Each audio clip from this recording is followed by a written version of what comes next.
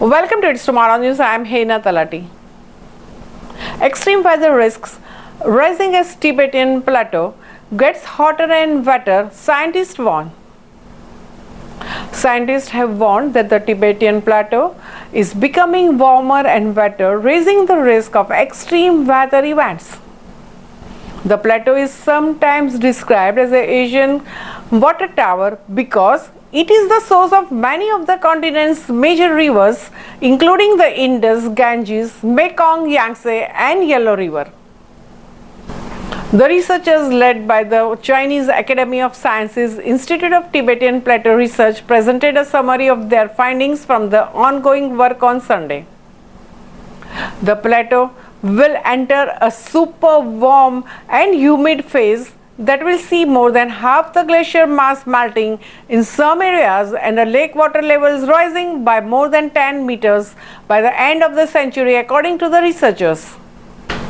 They said the global warming meant that the amount of grassland and forest had increased by 6 and 12% respectively over the last 15 years, but warned that these changes also carried an increased risk of extreme weather events. And although the increase in vegetation will help prevent the desertification, in the long run, it will cause a shift in monsoon circulation, resulting in more heavy rainfall during the summer. These changes could lead to significant shifts in the Asian monsoon circulation, potentially increase the frequency of extreme weather events in China. In the paper published in the Nature in 2022, researchers warned that the rise in water levels was primarily occurring in the northern island and inland areas, but southern outflow regions, including the Indus and Ganges river basins, which are vital for the agriculture in India and Pakistan, were experiencing a decline. The researchers said these changes meant that more effective water resources management would be needed in the downstream countries in the future.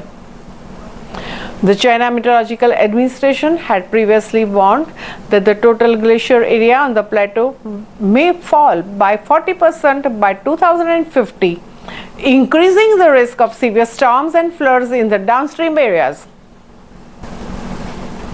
The researchers have also mapped the distribution of active faults that could trigger major earthquakes along the critical transport corridors and developed a disaster risk assessment system to support the construction of major infrastructure projects in the region.